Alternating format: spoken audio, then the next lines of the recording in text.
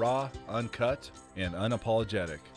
Welcome to Men Talking Mindfulness with your hosts Jon Macaskill and Will Schneider. Here we focus on helping men and those with men in their lives solve some of life's complex challenges through understanding the practices of mindfulness and how they can help. Each episode is in an environment free of judgment and criticism, with a focus on authenticity and inner peace. Let's dig in.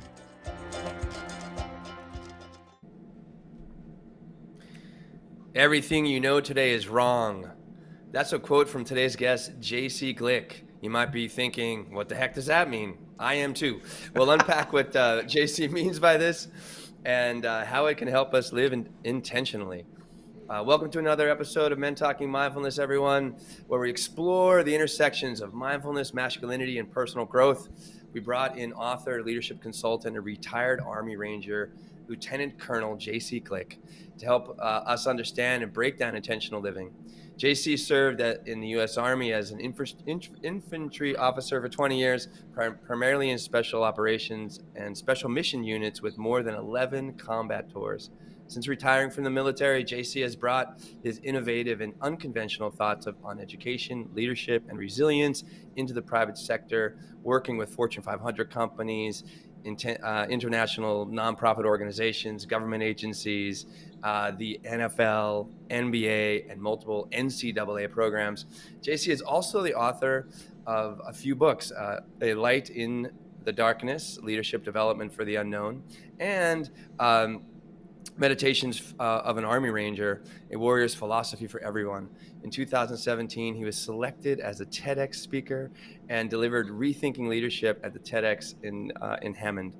In this episode, we'll explore what the heck does everything you know today is wrong mean, why intentional living is so impactful, the ingredients of intentional living, and what are some of the obstacles that get in the way, and if you haven't been living life on your terms, where do you start? John, great to be back for another show. How are things in life over there in the house of Macaskill in Colorado Springs? Dude, always an adventure. It is. Yesterday it was 60 degrees. Today we have 6 inches of snow, and tomorrow it's going to be 60 degrees. So yeah, man, it's wild. But hey, just a couple of quick announcements. There's still space in our Mindfulness Adventure Retreat that's coming up just in a few weeks. That's May 18th through the 21st in upstate New York. We're going to move, we're going to breathe, and we're going to get mindful during this 4-day, 3-night immersive experience that includes a 4-week integration program too. So that's after the event. We get online and we make sure that you're able to integrate everything that we taught during the retreat into your everyday life. Also, we have a free mindfulness workbook, and you can get this by texting the word mindful, MINDFUL, to the number 33777. So mindful to 33777. And lastly, subscribe to YouTube. We're putting a lot of content out there that's helpful to you and yours in your life to live that happier, healthier, more fulfilled life. The link is simply www.youtube.com/@Men Talking Mindfulness, and that is the @ symbol, Men Talking Mindfulness. Now, that all said and done, let's get into our initial breathing exercise. I love that. I love getting that intro out of the way and jumping right into this because it really does help me calm down. So just skip the goddamn intro anymore, John. Would just be like, hey, welcome, JC. First question, right? Anyway, that could be another style coming up. But anyway, okay, grounding practice. Grounding practice. Yes, sir. So for those who are here joining us live, for those who are listening later, whatever is safe and comfortable, and what I mean by safe and comfortable, I mean safe and comfortable physically and emotionally. Get into that position, and if closing your eyes is also safe and comfortable, then I invite you to close your eyes. Otherwise, just keep your eyes open. But bring your attention with intention, since we're talking about intention today, bring your attention intentionally to your breath, the physical aspects of your breath. And we're going to start by breathing out as much air as we can, emptying our lungs, bringing our navel to our spine, holding empty at the bottom, deep breath in, filling from the bottom to the top, all the way, holding at the top, and release, noticing how that feels physically and emotionally. Holding empty at the bottom, that's 1. Deep breath in. Again, noticing how this feels as you breathe in, holding at the top, and relax. Relax, letting go, letting go, letting go. Holding empty at the bottom, that's 2. Deep breath in. Filling up from the bottom to the top. Hold and relax. Let go of the breath. Let go of any tension, any stress. Breathing that out and holding empty at the bottom. That's 3. Deep breath in. All the way. Hold and release. Release. Release. That's 4. Last one. Deep breath in. How do you feel physically and emotionally? Hold at the top. And last one, let it go. And as you do so, bring some movement. Roll your shoulders, roll your neck, your head, and open your eyes if they were closed. Otherwise, let's get into this. Gentlemen, great to be here with you. It's such an honor to have you here with us, JC. I'm going to kick it over to Will to start it off. Will, you're muted. Hey, so thank you, JC, for being with us today. As I repeat myself to myself, and everyone can hear me. So I guess from badass Army Ranger to leadership consultant, like what inspired this? Take us through how you got where you are today, if you will. Well, I'll tell you, it felt natural, and then I think what I was doing is trying to figure out, okay, like what do you do? What can you do after you've been in the military, and your transition program basically says, hey, you're either going to be a truck driver or you can be a mall security guard. What do you do? And I kind of, not that there's anything wrong with those jobs, right?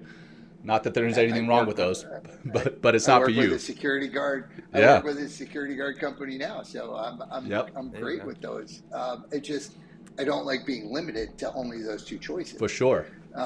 So it wasn't necessarily what the choices were. It was that there were only 2. Yeah. So they were limiting me because of my background for my future, and so I've always enjoyed developing those that I worked with in development, personal development. And as I gave it more thought, I realized that, and maybe this came from an initially bad place because it was probably a screw them kind of feeling, but I felt that philosophy has really been taken over by academics, right? If you look at how we see humans today, it's done by academics, right? Sociologists, philosophers who kind of sit up scientists in their world, and they have their experiences, not taking away from their experiences, but they then decide this is what right looks like, this is what virtue looks like, this is the correct way to go, and here's all my logical words that make that so. And what I realized is when you look at the start of philosophy, they were all warriors. They had all gone to combat. They had all seen the worst and the best of the human condition. And, we can supplement that with education and thoughtfulness and study. But being able to see the human condition in its worst and best areas gives us an advantage that others don't have, and it is not only a privilege, but it's a duty that we are able to pass on the things that we've learned from the best and worst times to those that will not get to experience those things. Right? It's something that we have to do, and so it became kind of almost a pilgrimage, so to speak. Of hey, I've been able to get this amazing, I've been surrounded by the best leaders in the world.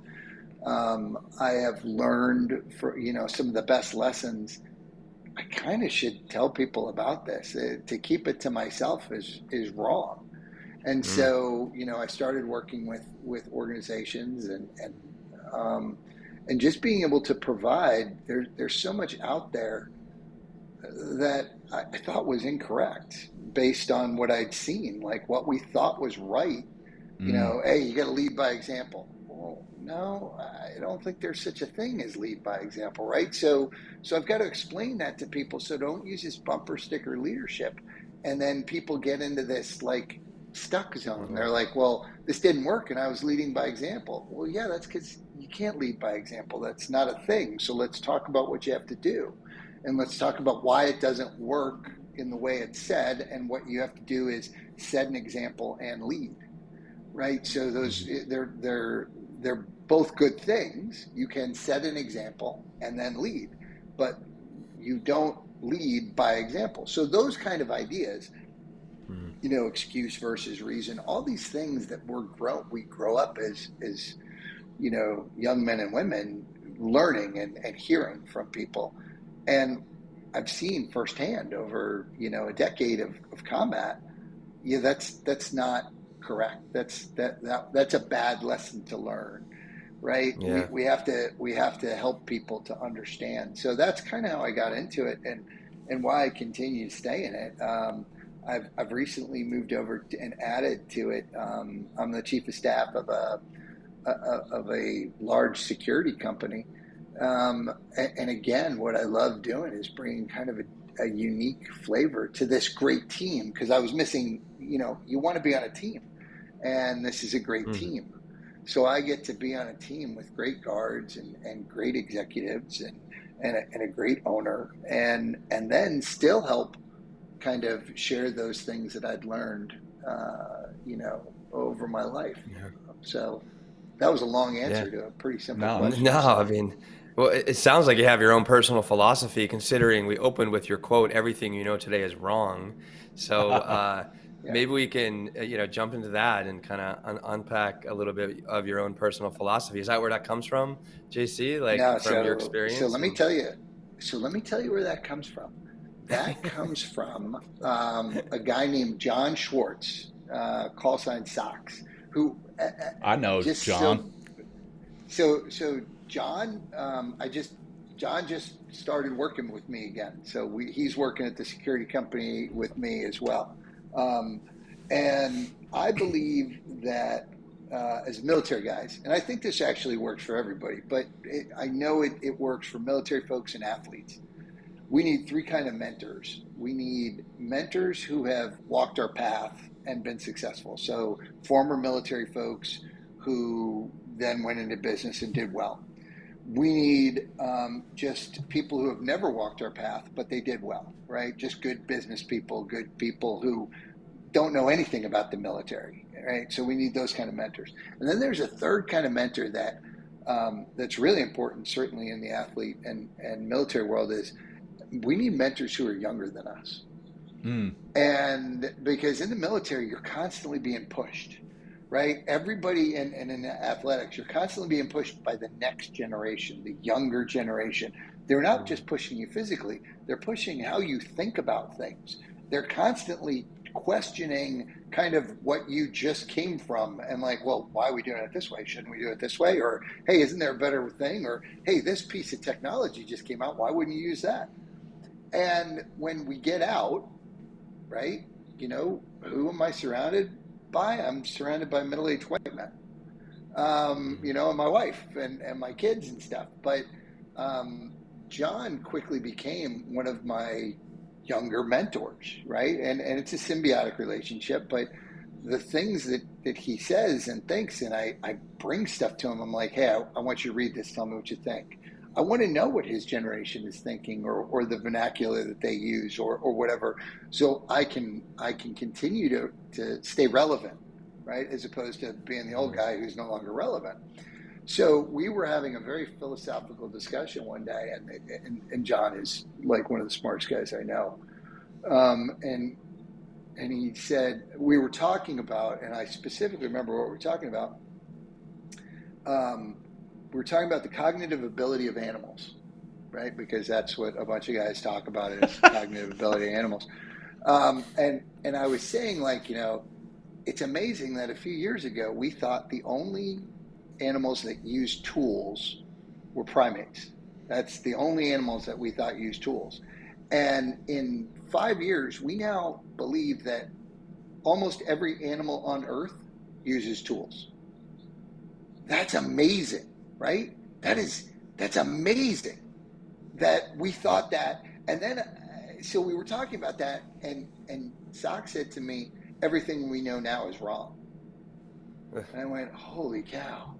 And you think about it historically, and you think about the humility of that statement, right? Yeah. You want to stay humble as a person. Okay, everything I think, yeah, it's probably wrong. There's going to be something out there that I'm going to learn, that's going to be proven. That, like, it's amazing. It's amazing, and it keeps me from being less sure of myself, quite honestly. So it is one of the things when you ask, is there a quote that keeps you intentional? That keeps me very intentional. Hey, you know what? The minute I start feeling a little too big for my britches, or I think I know it, hey, everything we know now is wrong. Oh, okay, great. So that's where that came from. I'd love to take credit for it. But that was all Socks. Socks gave it to me, and I'm going to give him credit 3 times, and then I'll take it. When I was reading that, I was like, and I started to analyze what that really means, and one thing that came up, a lot of the things that you had said came up for me as well, but it keeps me in that beginner's mindset.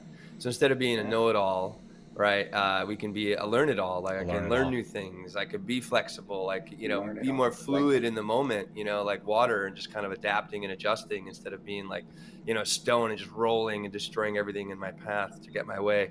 So, well, awesome. I love that. Thank you for breaking that down. That reminds me of this book that Will and I are reading in prep for our episode next week on testosterone and how it affects us. And in the book, the author Hooven, is it pronounced Hooven? Dr. Carol Hooven. Two O's, so Hooven, I guess. Yeah. Carol Hooven. She talks about what was done a century ago in regards to hormones and hormone therapy, and she goes into. And we'll get into this next show. I don't want to ruin it, but she goes into some pretty extreme stuff. And when you hear about it, you're like, that is crazy. But, 10, 15, 100 years from now, people are probably going to look back on some of the things that we were doing as far as hormone therapy and be like, that was insane. I can't believe people were doing that. So, hey, tune in. That's a little teaser for next episode for our audience. A century from now. And let me give you some more on that. I was just reading a friend of mine named Rick Collins, who's a very big, he's an attorney for kind of testosterone companies. He does a lot of that kind of law. And he just shared an article, testosterone, which, 2 years ago we were saying was kind of the root of all evil for men because we had too much of it. And that's why we're sexual predators and violent and all this other stuff.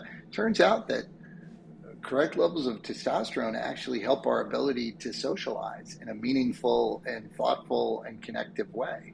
Yeah. Right. So it's really turning this assumption of, no, it makes them angry. And like, look, sexual predators are sexual predators probably for a whole bunch of reasons. But we want to blame it on testosterone that we all share. And then all of a sudden it's bad to have testosterone. And my thought is, it's never bad to have anything. You can do bad things with anything. Right. Yeah. And I actually texted Will this morning. Another book that I read is called Behave. And I'm gonna. Yeah. Have you read that? Yeah. So Socks, believe it or not, Socks told me I needed to read it, so I went and got it. It's a monster of a book, but it's an incredible, and it really takes a different, not necessarily a contradictory approach or view of testosterone, but an interesting one. So again, another teaser for next week's episode on that. And I'm gonna bring that book up. Lost you, Will. Let's see what happened here. So for while we wait for Will to come back, for your book, Meditations of an Army Ranger, you speak about the importance of living intentionally. And what does living intentionally mean to you, and how can someone start living more intentionally?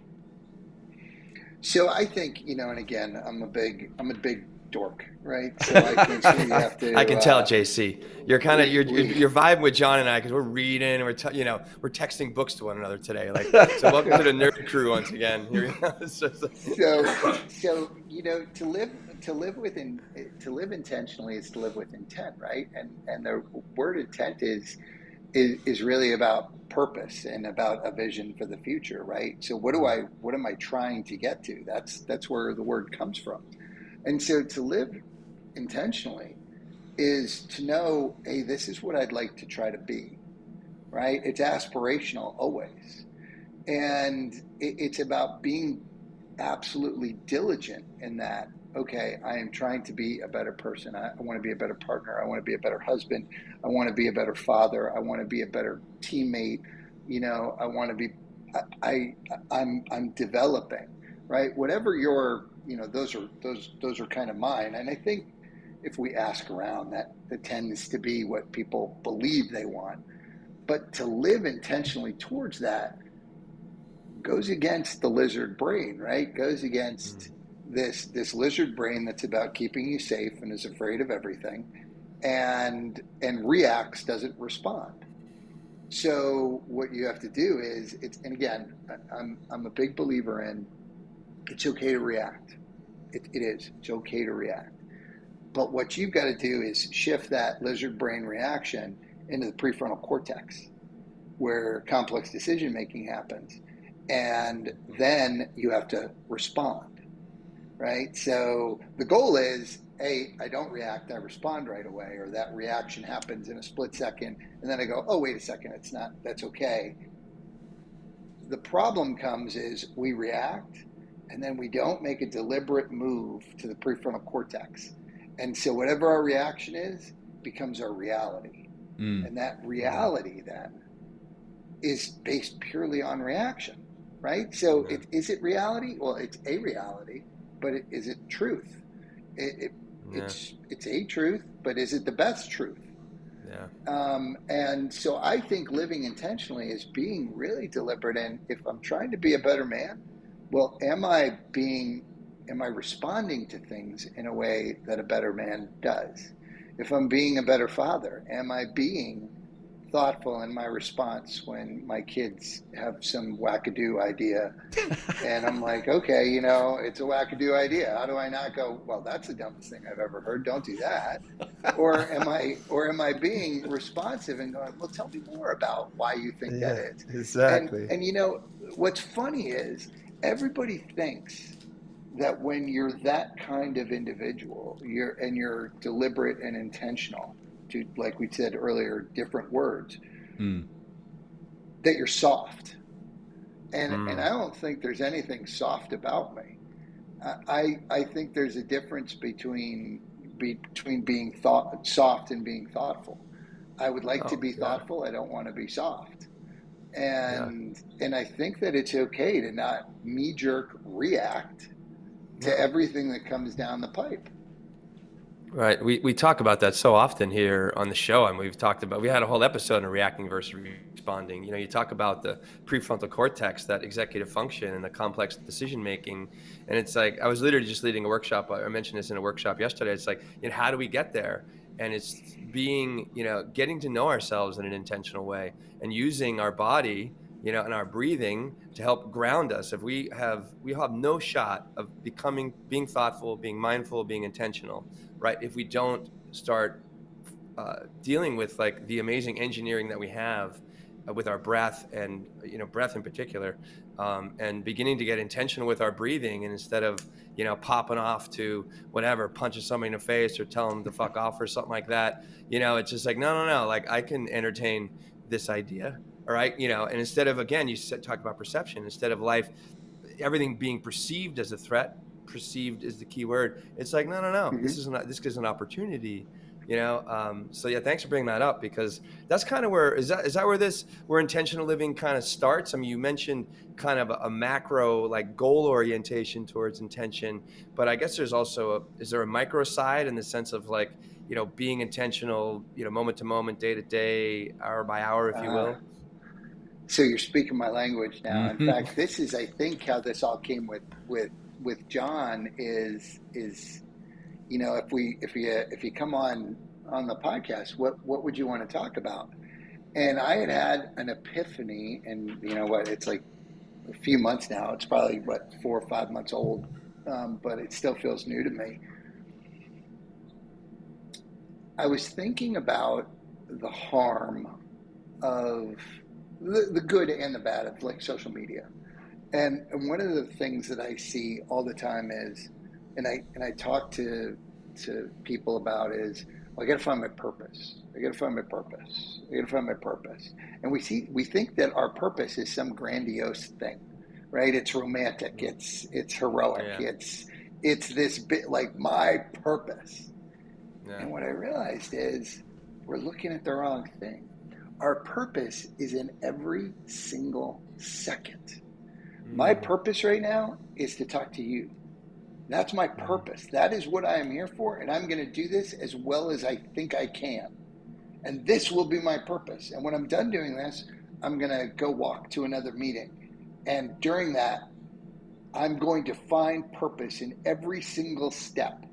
Is it helping somebody across the street? Is it picking up a piece of trash? Is it at times, not judging somebody? Like, this is my purpose, is to not judge what's going on over here.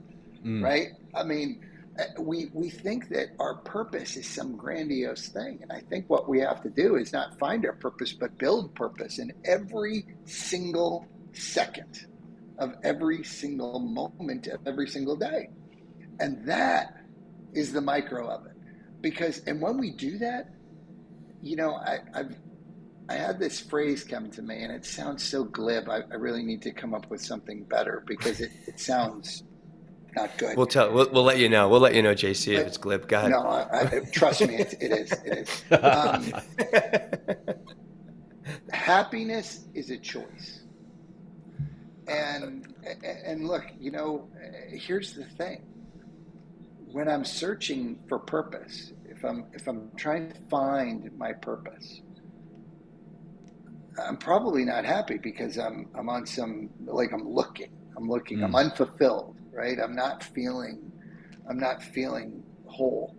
But if I build my purpose, I am fulfilled, right? I'm almost automatically fulfilled. When I feel fulfilled, which comes from internal, not external, and that's something that everybody needs to start understanding. You don't get fulfillment from what you do or who you do it with. You get fulfillment because you've decided you're fulfilled. You say, yes, this fulfills me. You're not, if we continue to look for things, we're always going to be looking. It's one of those, like, you find what you're looking for. If I look for the bad in a situation, I find the bad. But if you look for the good in a situation, you start seeing the good everywhere. And you get to feel fulfilled. And then if you've been deliberate about, I'm going to make purpose in every moment, because I have that purpose, I'm going to be fulfilled, and I choose to be happy, right? And that doesn't mean that bad stuff doesn't come your way. And again, it's okay not to be happy for moments. It is. But I will tell you that I was in a really dark place for a very, very long time. And I didn't realize that I could choose to be happy. It just was overwhelming. The feeling of sadness and the feeling of hopelessness was so clear to me that it didn't even occur to me that I could choose to look at the world a different way. Yeah. It's like that the proverbial enjoying the journey versus the destination, right? So many of us are seeking out that destination and wanting to reach that pinnacle and arrive. And when we realize that most of the time we're never going to reach that pinnacle, it can be daunting, and it can really sadden us and make us stressed, anxious, depressed.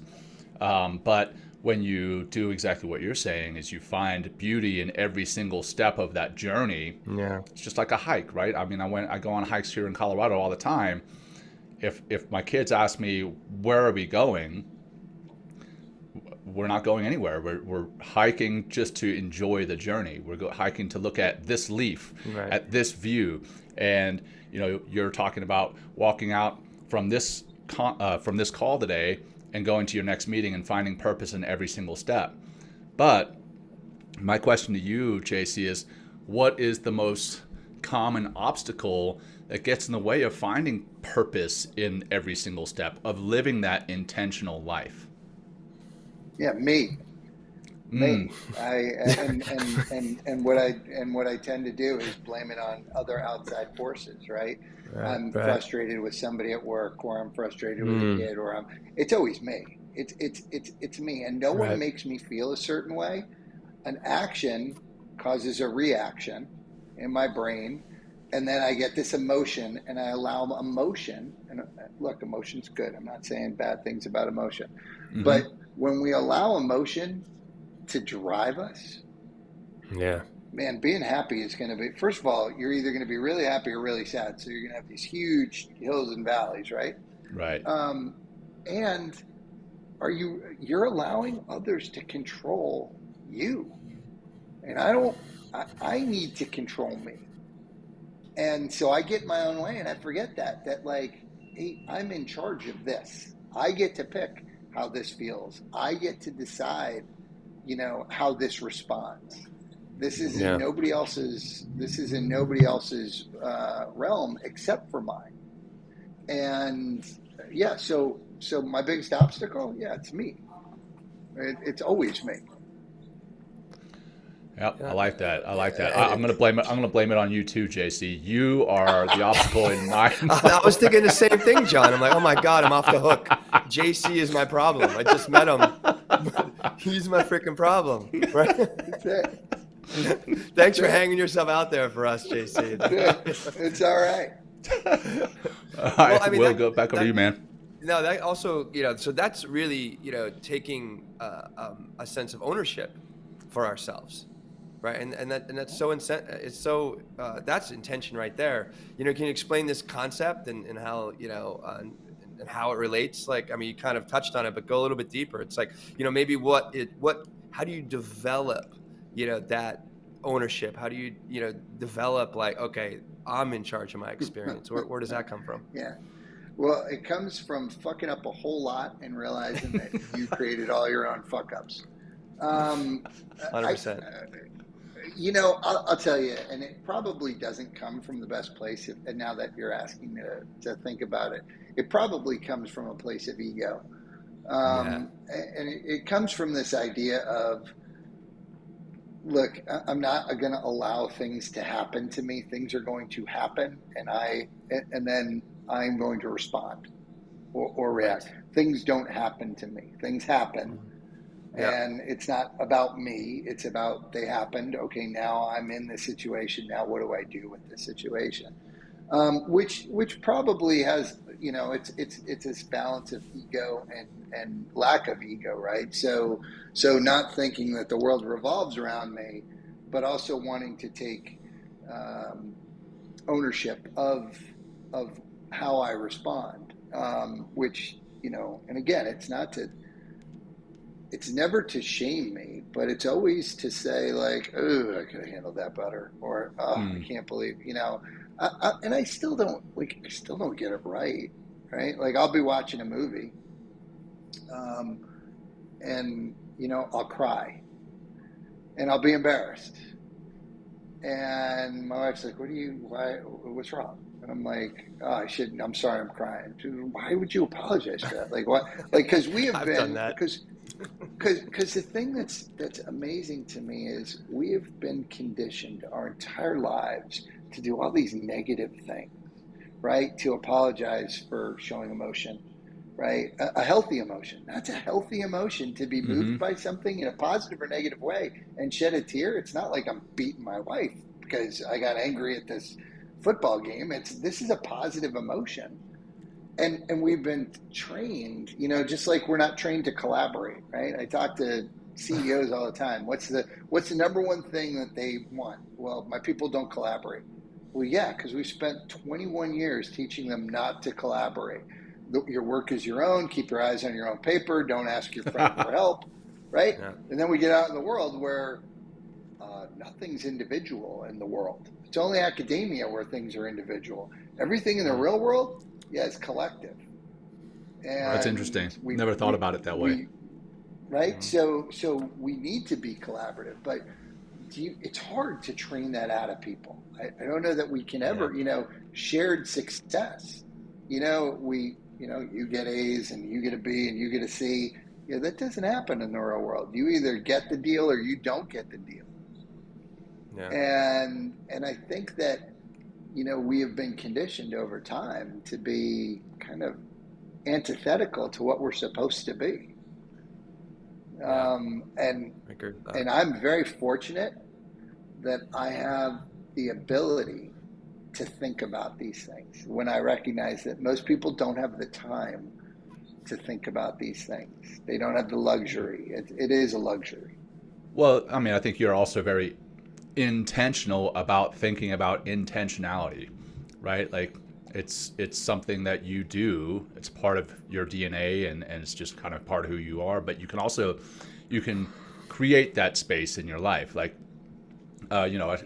coming back to the distractions that we talked about earlier, you said yourself, right? So I'm my own worst enemy in regards to living intentionally. Will's his own worst enemy.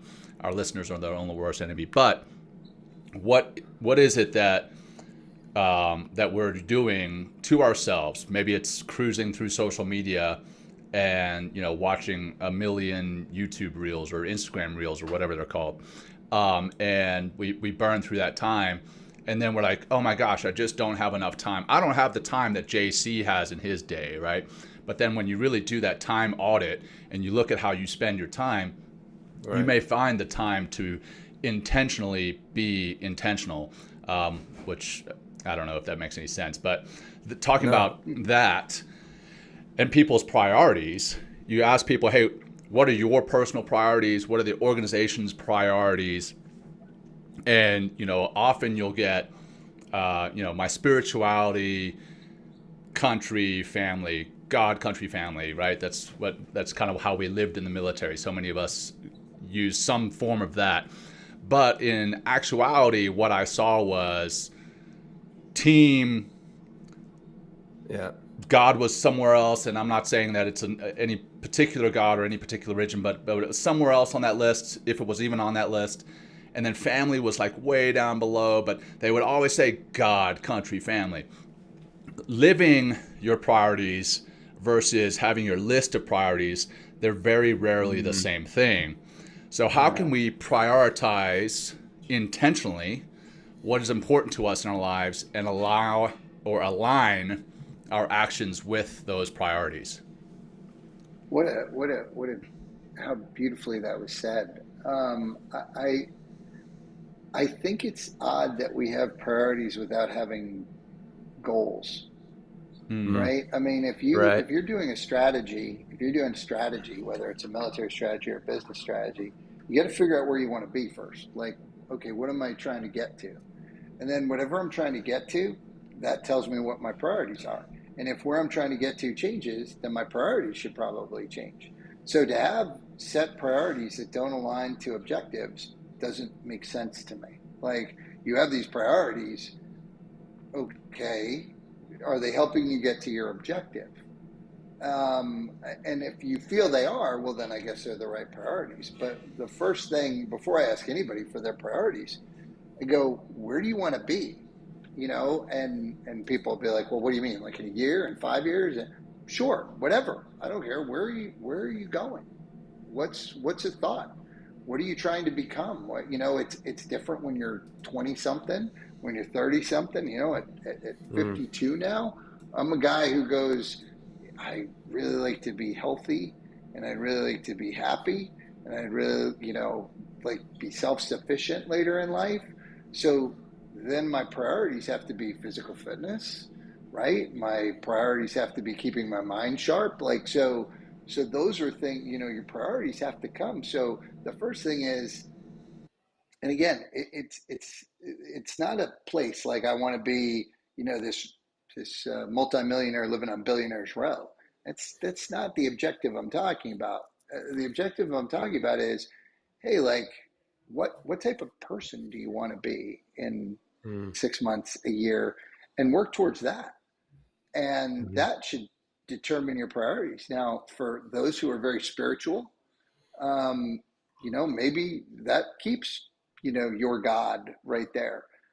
I will tell you that probably the reason, and I think I saw it as well. It was, and I'm trying to think of the real devout folks. I think I saw team and God like at least side by side, but it makes sense because our objective was to execute and move on.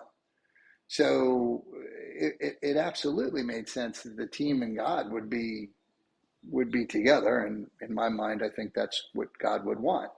But because I think that's what the universe wants. The universe, I Right. think, Connection. wants us to connect. I mean, right? Like, again, right next to our lizard brain is this other part of our brain that lights up with connection.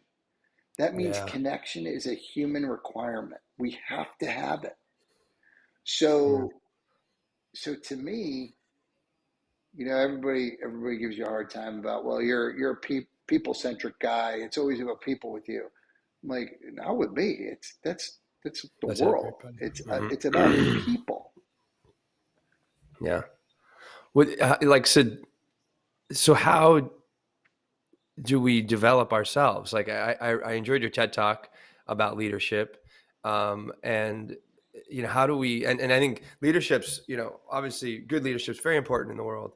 And I remember like working for different people that were fantastic leaders, but I also remember leaders that weren't so great. But that leadership ultimately, we keep coming back to the implicit. We keep coming back to, ownership, right? So like, what are ways that we can like lead ourselves more effectively, so therefore we can be more effective leaders on the outside in our families, at work, or so what does that kind of take, and what does that look like? Do you have any kind of like tools or skills that kind of help develop more of that leadership in some way, like the self I leadership? do. Yeah, I do actually. And it's going to go against probably things that you've heard. In fact, I'm almost positive I've heard at least two of your guests use this analogy. And it's one that I understand and I don't necessarily disagree with. I just don't think it's helpful, which is you have to put your own oxygen mask on first. I say that. Sometimes. Yeah. My thought is, look, it's funny. I tell this to lacrosse goalies a lot because lacrosse goalies, oof, okay, their heads are like, they don't know what to do and they're trying to, and if they get into a slump, they get into a bad slump. Mm. And, and instead of worrying about leading people or even doing awesome yourself, what I always challenge them to do is, how are you making everybody around you better? There you go. How Yeah. do you make others better? And Mm. I'm going to tell you that part of my getting out, I mean, look, you're talking to a guy who, yeah, 11 combat tours, but also 4 suicide attempts. I have 4 Wow. suicide attempts, 2 in uniform and 2 after leaving uniform. And I'm going to tell you that a lot of what got me out of a bad place was helping others. Like if I was so focused on myself, I don't know that, Yeah. like, if I was Mm. worried about putting my own oxygen mask on, I think it might have made me slip deeper into negativity because I didn't see much good about me. I was a burden. I was the problem.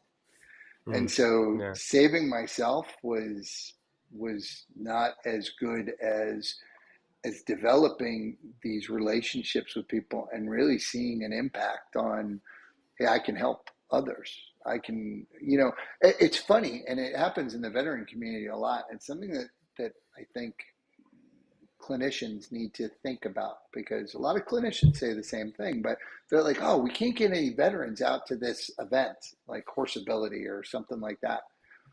And I'm like, yeah, that's because veterans have a tendency not to want to be the focus of the they already think that they're the problem and they're not looking for help. If you want veterans to come out to Horseability, sponsor children with special needs and ask veterans to help. That's how veterans will come out and help, because they want to be protectors. They want to serve others. And so I'm a big believer in, look, a lot of putting on your own mask is putting on everybody else's mask too, right? I mean, I don't know that there's that binary choice. I think you can hold your mask there and be helping everybody else put their mask on, if that makes sense. Yeah. I see a comment here from Jamie Headley, and it's literally the words that I was going to say, is that was an interesting take on that whole putting your oxygen mask on first. But in helping others, like you said there at the end, in helping others, you are putting your own oxygen mask on, right? So like you mentioned, the veterans want to help others out. They want to be service oriented and do something that they're giving back. And in doing so, that gives back to them. In your dark spots that you were in, and the healing that came after that, it wasn't when you worked on yourself, it was when you were helping others out. And I'll tell you, that's a big part of what we do, me and Will. As altruistic as this all may seem, it is. I mean, we want to give back, but it also helps us, right? Like we know when we get a message from someone who has listened to the show, that, hey, that's what they needed to hear in that very moment. They'll send us a text message or message on social media, and we'll get that. And it helps us. It makes us heal. It helps us to heal, right? And there's definitely that, I don't know, maybe the chicken and the egg or the horse and the cart analogy doesn't quite fit here, but you're essentially putting your own oxygen mask on by helping others. And so it's an interesting take on that. I've never heard that before, so thanks for sharing that. I appreciate that. Well, so I think go for it. Will. Yeah. No. I just wanted to comment like that. I mean, there really is no separation. You know, we just perceive that there's a separation. Yes, of course, we have our own bodies, we have our own mind. You know what I mean? We have, you know, have to take care of this physical form, but ultimately, how, like you mentioned, JC, how we thrive as people is through connection, is through connecting again. And how we connect, right? Well, get intentional, right? Like, I mean, what are effective ways? Study. There's a million books out there, right, of how to effectively connect. And again, that kind of starts again, calming yourself down, getting out of that reactive mode, and, you know, hijack the amygdala and stuff like that, and then calm down. And then but also when you know, I was able to play sports, but I'm sure you guys felt a lot of that deep team connection. And as an Army Ranger, as a Navy SEAL, it's like you just really, sometimes you want to, you know, kick your brother's ass sometimes, but like ultimately it's just like I feel so incredibly, and even the little team that we have with John and Lindsay and I, like there's a certain triumph that comes through when we're working on a certain project and accomplish a goal, and, you know, seeing things get a little bit bigger, and, you know, there's that deep satisfaction that I can't attain that as an individual. It's just impossible. Like, because we're not meant to be, you know, an island, and a lot of people, especially men, kind of forget that. It's like, it's just kind of comment on that. But John, you had a question or something like that to follow up. Yeah, JC, yeah. Well, I'll turn. I sounded like JC was going to say something, so I'll open it up. No. I think you're spot on. I think there's countless studies that have shown that human connection, you know, is a force multiplier in human evolution, right? And we can forget about the practicality of it, but just how our brains develop, right? I mean, look at brains developed in non-loving or abusive, you know, families, and then brains that are developed in, you know, healthy, you know, good families. So I think there's a lot of science to it, but I think we've, again, well, let's go back to the conditioning. I think we've been conditioned for a very long time. And the military does this to us, right? This has always been my issue with the suicide intervention or suicide prevention, because they don't really do intervention. But suicide prevention, what we focus on is putting the person in crisis. We tell them, hey, ask for help, be vulnerable. I'm going to tell you, I was making the worst decisions of my life was when I was in that headspace. Why are you asking me to make a good decision, like being vulnerable and asking for help? I'm not going to do that, right? That's stupid to ask me to do that. What we have to do is create a connection with people. And when we're not in that space, we have to learn how to talk to people who are in that space so we can create that connection and we can help them through that. And it's as simple as saying, hey, you're thinking about hurting yourself, or you're thinking about killing yourself. And I'm here. Like, so are we seeking the opportunity to connect with a person, all the time? And that doesn't make you, it doesn't make you soft or bad, or, I'm an introvert. Like, when I'm done with my speeches, when I'm done with what I do, I go home and I chill by myself, maybe with my wife, that's it.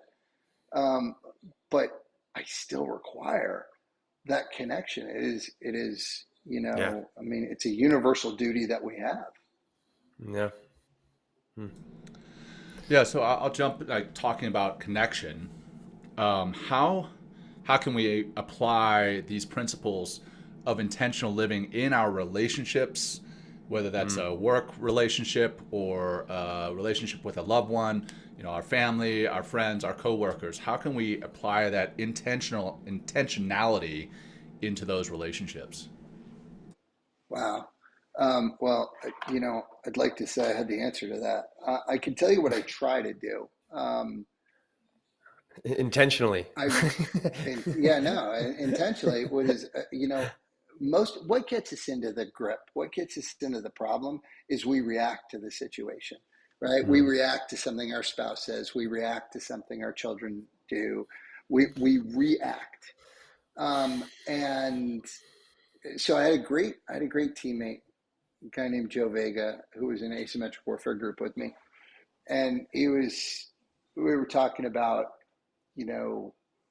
when you get angry, a way to, like, calm down. And it was simple, right? It's like, hey, when you get angry, you should ask yourself, why am I angry? And force yourself to answer that question. Wow. Right? Like, actually force yourself to say, like, well, I'm angry because this person did this, this, and this. And then ask, like, well, is it that person's fault? Like have this conversation with yourself about, like, is this really worth being angry about? And every time I've ever had that conversation, it's never been worth being angry about. It's always been something kind of dumb where I sit there and I go, what am I doing? That's not worth being angry about. There you go. And so I've taken that, and now, like, I sometimes worry that my wife thinks I'm a pushover. And I love her. I mean, I love my wife more than I could possibly articulate. And I worry sometimes because she's a very strong, independent, really, I mean, just such an impressive human being.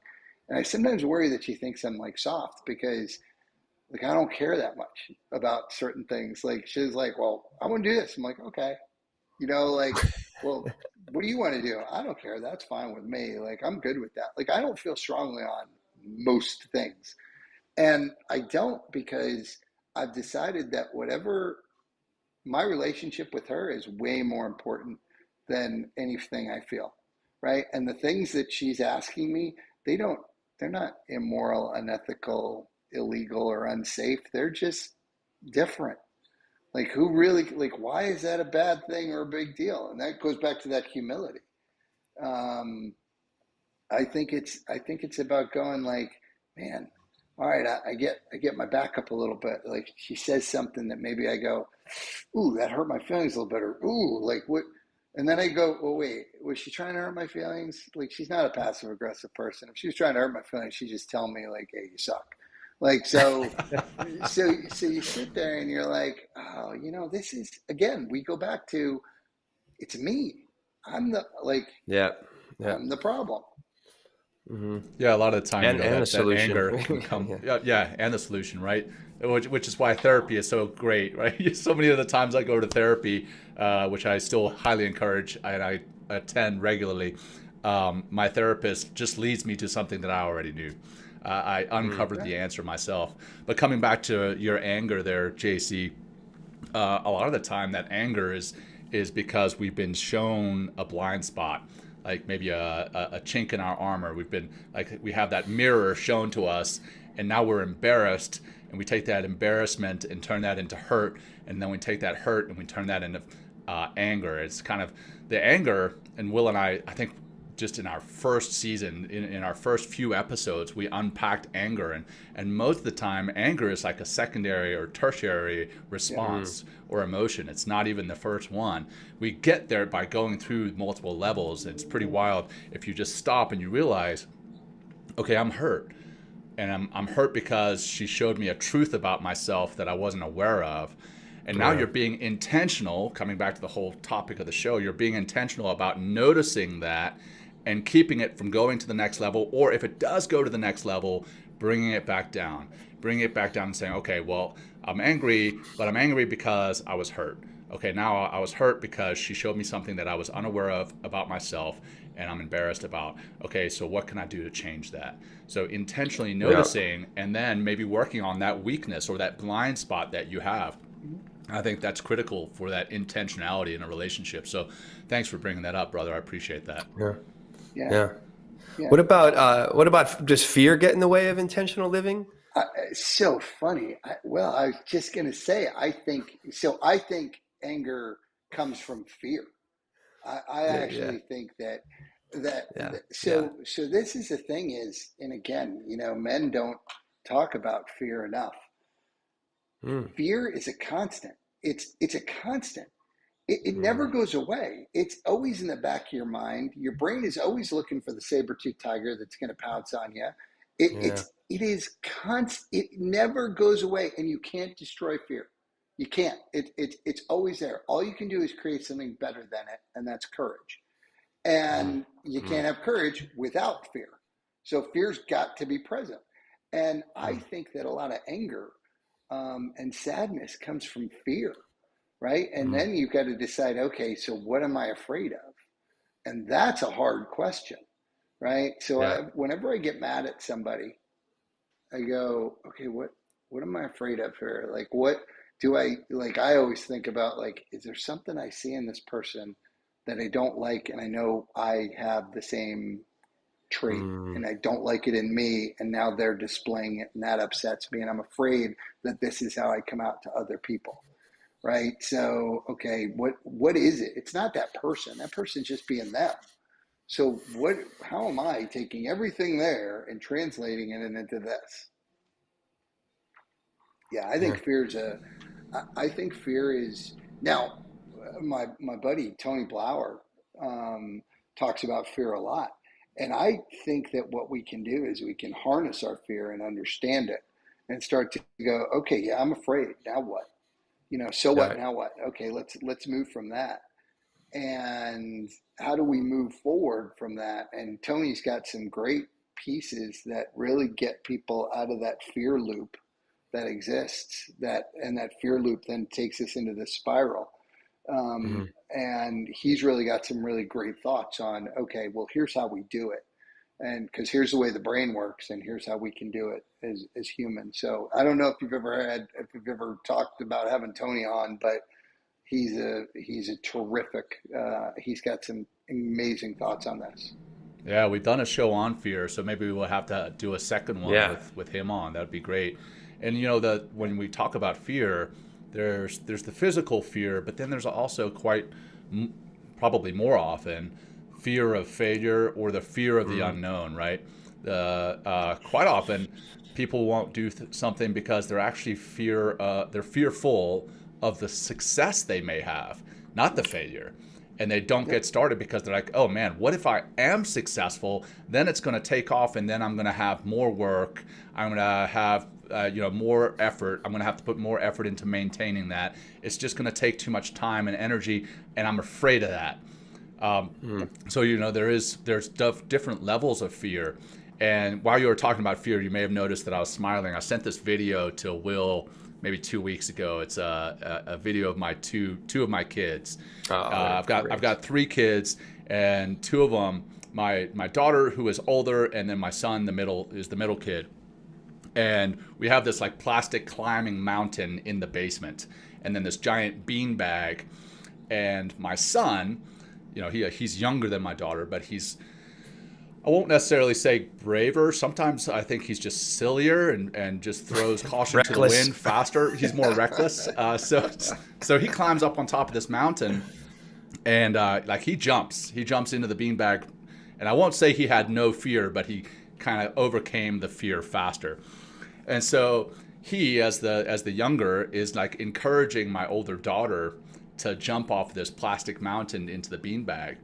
And he doesn't say, because you said, fear is a permanent thing. Fear is there always. It's not something that you can just stop. It's something that you can overcome, but it's not something that you can just turn off.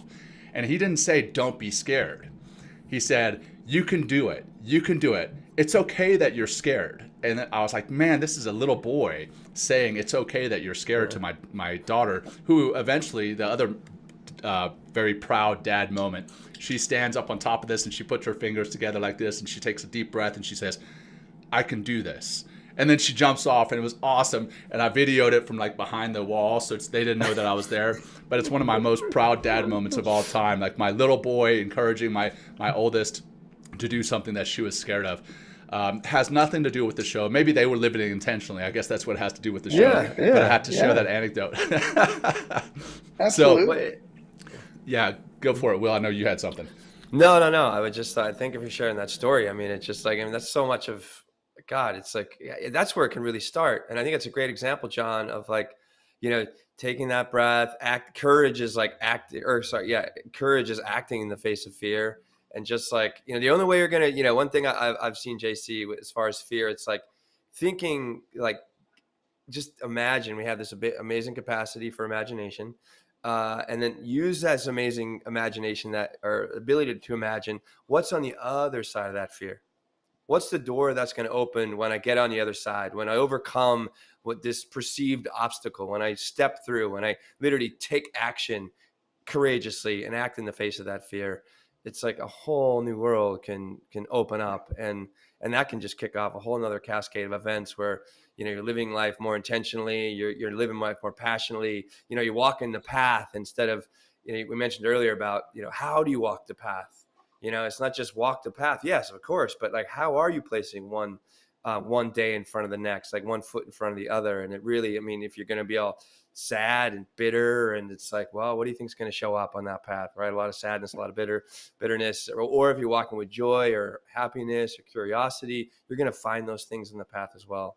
Where there's energetic beings, and intention is so much using our energy, to help us further down that path in a way that creates the kind of life that we want, and living more in our passion and in our purpose as well. This has been great. I don't know. What any comments, JC, or something you want to add? No, I think that, so we have to have this intention of what's it going to look like? What are we trying to get towards? But then we've got to act deliberately and say, okay, am I taking those actions to get to this thing, right? So here are my goals. Here's my priorities. Am I aligned in my priorities and goals? And then am I acting in accordance with that? Am I being deliberate? Is this, I always use the Ranger Creed. And the Ranger Creed is aspirational. It's our culture, right? It's who we're supposed to be. And it's not a one-time thing, it's an everyday thing. And you have to live it, right? And you have to continue to live it. And so it's a great accountability tool for yourself. And that's what it's meant to be. And sometimes we use it as an accountability tool for others, but it's really supposed to be, for as we become more enlightened, it really should be for ourselves. And we should look at our actions and say, was that in accordance with the Ranger Creed? And if it wasn't, now I got to figure out why. Okay, so why was that decision I made? Again, it's not to shame me. It's not to make me a bad person. It's to say, well, that's an aspiration, and we all aspire to be something awesome. Yeah. So why did I not do deliberately the right thing? And I think that is really important. What's the creed, if you will? I love the military, all that stuff, and you So probably had to Ranger say it. Creed is, yeah. Oh no, we had to say it. It'll Oh, we're take putting you on the Yeah, spot. memorize it, Putting you you on the guys. So spot. funny. Yeah. Oh no, if you No, don't mind. Sorry. recognizing the volunteers of Ranger fully know the hazards of my chosen profession. I always endeavor to uphold the prestige, honor, and highest core of my Ranger regiment. Acknowledging the fact that, right, I can keep going. Oh no, I know it. I know it. I'm not saying you don't. I knew you did. It's ingrained. Don't ask me. But- Don't ask me to recite the SEAL ethos. All Oh, I know what? is. Oh, God. Oh man. I could tell you that. Something about earning my trident every day, and I am that man. As a matter of fact, I think now that we're opening up naval special warfare to women, I think it's been changed from I am that man to I am that warrior, but I certainly don't know it by heart. So, hey, Ranger Creed, Rangers lead the way, right? Yeah, well, no, look, so what I love about it is it's a deliberate culture. This is Right. This is who we would like you want to be a Ranger. This is how Rangers are, right? This is how we do things as Rangers. And what I love about it is there's like a line in it. Never shall I fail my comrade, or never shall I leave a fallen comrade to fall in the hands of the enemy. Now, that line works in Afghanistan on Roberts Ridge. It absolutely works there.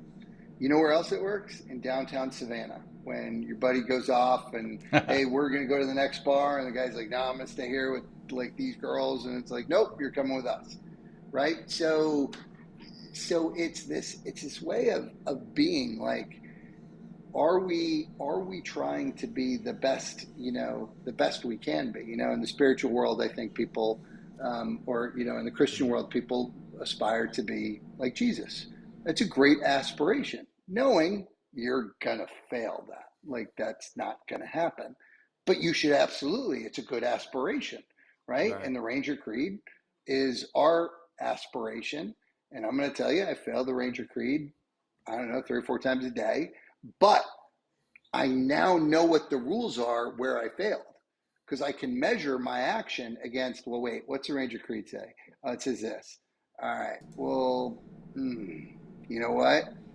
I didn't hit it there. Like I missed it there. And I think that self-accountability, we're always big on, we got to hold people accountable. Yeah. I have a whole discussion on that, but the first thing I say is we need to start holding ourselves accountable. And that's where it all starts. Like hold yourself accountable before you hold anybody else accountable. Where did you fail in this situation? What did you screw up? What could you have done better? And especially in the relationships that are closest to us, right? The relationships with our loved ones, or the relationships with our coworkers. We're very quick to blame others instead of just saying, okay, if I'm going to blame somebody, let's look at where could I have done better? Could I have provided better guidance? Could I have,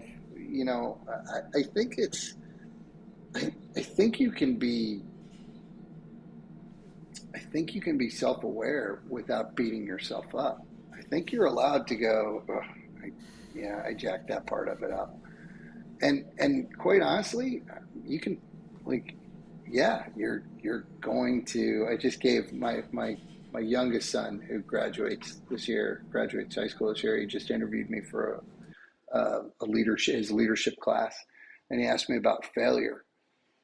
It was the last question. And I said, what a word that has been absolutely just completely has destroyed us as a race. It has prevented us from achieving greatness because we think that failure is finite. And I don't even believe, can you not achieve a goal? Yes. Does that mean you failed? I don't know. Did you learn something out of it? Did you get something out of it? Are you better because of it? I mean, I have failed more things than I've succeeded at, like a lot more things, like a lot more things.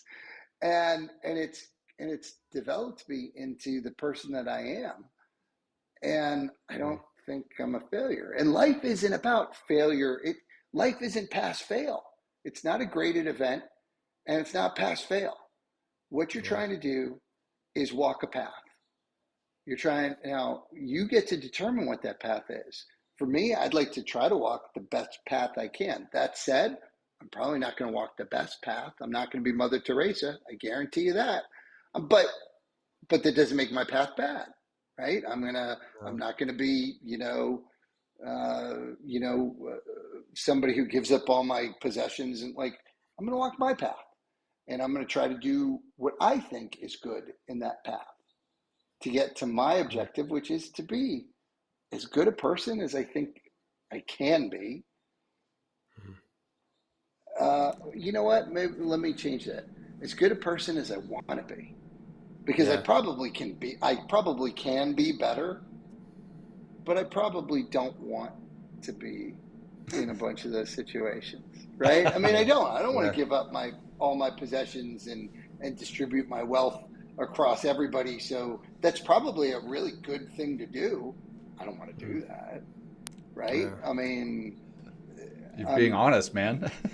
Yeah. You're being honest. But I am going to try. But I am going to try to be the best person that I want to be. I like that. And I'm also going to be honest and say, I probably could have been like, I could have done this, and that would have been nicer. And I'll have that conversation with myself. But I'm probably not going to minister to lepers, and I'm not. I'm going to do my thing. Yeah. I think maybe we're probably going to close up in a little bit, but one last thing I think would be helpful for our audience. It's, if someone's out there listening and has like been living in reaction most of their life and not been intentional, and just kind of a quote I read. I mean, I don't know the exact quote, but if like you don't live intentionally, someone else will give you intention. So if somebody's like living by someone else's, or even in like a victim mindset, if you will, where's a good place to start your recommendation to, creating, stepping on your own path and starting to kind of blaze your own trail? Like where should someone begin if they're so far away from even taking that first step? I think for me, it would be about, it would be about that self-reflection, right? Because when we're in reacting mode, we're thinking about all the things that we're reacting to, right? All the triggers out there, right?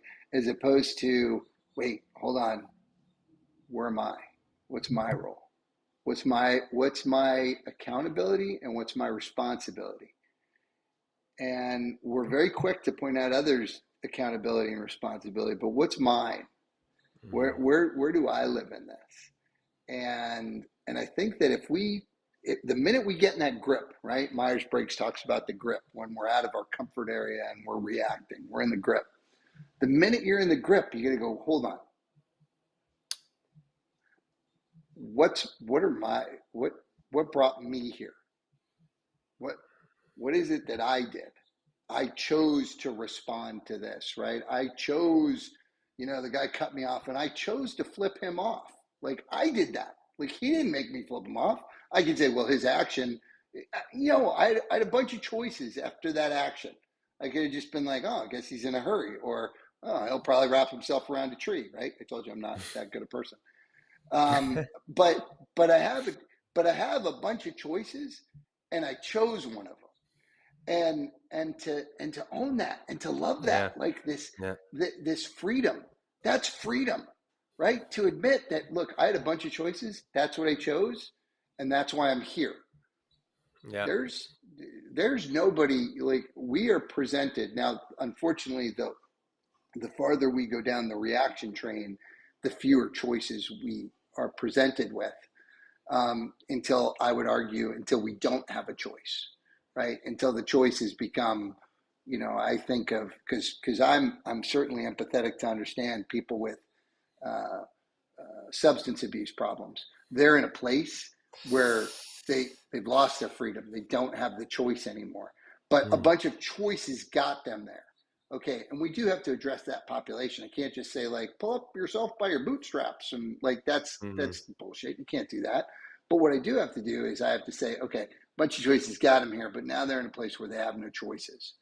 So, and because the chemicals and like, my boss said to me the other day, you can't fight chemicals. Like when the chemicals take over, like you can't fight it. Like it's like you're losing. So, okay, let's help those people out. But I think that before we get to that dark estate, we're presented millions of choices. What do we choose? Yeah, take ownership. That. Yep, definitely. And that is the definition of intentionality, right? Being intentional with the choices that we make and deliberate. And right before we jumped into this show, we talked about, I said deliberate and intentional, and I said that's probably redundant, and JC said no, I think they're different, but they're both important words. And I think choosing your choice intentionally and deliberately, that is what this episode is all about throughout, from the beginning to the end. So JC, great stuff here, man. For those who want to get a hold of you after the show, what's the best way for them to do that? You know what? LinkedIn is actually like the best way. I'm on Twitter and all that other stuff, but I don't pay any attention to any of it. I'm on LinkedIn. Again, as a middle-aged man, that's where I think I belong. I stay in my little box. But yeah, I'm on LinkedIn. Please reach out. If anybody wants to talk about any of these ideas or thoughts, I'm in. And for our listeners who aren't watching this and didn't really pay attention to the title of this, it's JC, the letters JC, not spelled out. It's JC Glick. Yes. So check him out on LinkedIn and connect with him there. And Will, I'm going to turn it over to you to wrap it up with that final closing breath, final closing practice. All right. Well, great way to start tapping in and begin to take that ownership and get away from the reactivity of things.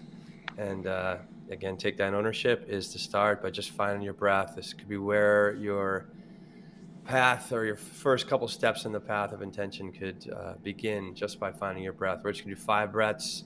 We'll do this parachute breath where we're going to take a long, slow exhale out the mouth like this. All the way out, long exhale, out, out, out, and smoothly exhaling. Let's take a big inhale through the nose and exhale slowly, like you're kind of in a parachute in the sky, gently and slowly drifting down to earth. Again, in. And as you take this long exhale, invite yourself to relax, to ground yourself, to kind of melt deeper into the moment. Again, in.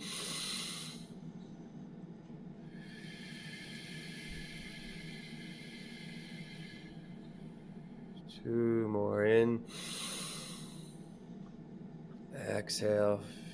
Maybe your face softens or your shoulders soften a little bit more. You find a deeper grounding of your feet into the earth. And one more time in. Exhale.